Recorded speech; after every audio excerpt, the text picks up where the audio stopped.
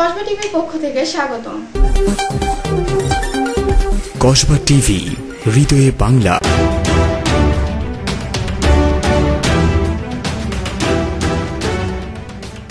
শিরোনাম নিয়ে সাথে আছি আমি শারমিন আক্তার। কসবার গুরুহিত থেকে 60 বিজিবি 1,80,00,000 টাকার ভারতীয় শাড়ি আটক।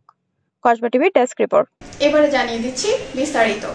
ব্রাহ্মণবাড়িয়ার সুলতানপুর ব্যাটালিয়ন 60 বিজিবি এর বিশেষ টহল দল চোরাচালান বিরোধী অভিযান পরিচালনা করে উল্লেখযোগ্য পরিমাণ ভারতীয় বিভিন্ন প্রকার উন্নত মানের শাড়ি, 3 পিস এবং একটি টাটা মিনি ট্রাক আটক করেছেন।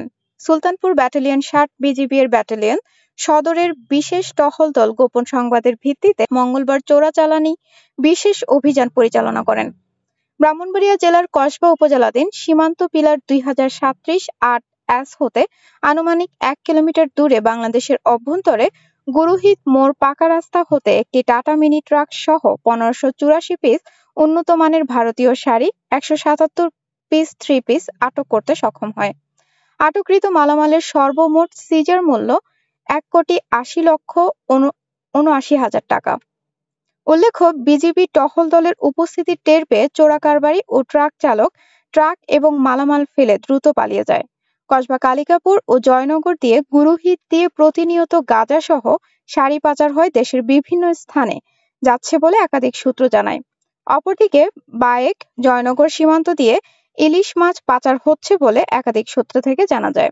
সুলতানপুর ব্যাটালিয়ন 60 বিজিবির অধিনায়ক lieutenant colonel AM Jaber Bin Jabbar PSC Kasba টিভিকে বলেন, চোরাচালান প্রতিরোধে জনগণকে সহযোগিতা করার আহ্বান জানান। আপনাদেরকে অনুরোধ করব যে বর্তমানে সময়ে দেখা যাচ্ছে আমাদের বর্ডার এলাকাগুলিতে চোরাচালানের অনেক বৃদ্ধি ঘটছে, বিভিন্ন ধরনের মানব পাচারের ঘটনা ঘটছে, ঠিক আছে?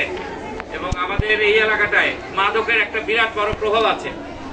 তো আমরা সকলে মিলে যদি আমাদের এলাকাকে এই ইয়েগুলো মুক্ত রাখতে না পারি, মাদক মুক্ত রাখতে না পারি, চোরাচালান মুক্ত রাখতে না পারি, সেক্ষেত্রে কিন্তু আমাদের বদনাম হয়ে যায়, তাই না?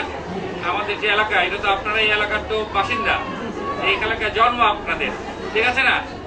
আমরা তো আপনাদের সহায়তা এখানে কাজ করে যাচ্ছি, কিন্তু আপনারা যদি আপনাদের এলাকাকে এদের এই ধরনের কার্যক্রম থেকে মুক্ত না রাখেন, মানে আপনাদের এলাকাটাই আপনাদের ছেলেমেয়ে, আমাদের যারা ভবিষ্যৎ প্রজন্ম, যারা এই দেশের ভবিষ্যৎ, তাদের কিন্তু ভবিষ্যৎটা অন্ধকার হয়ে যাচ্ছে, ঠিক আছে?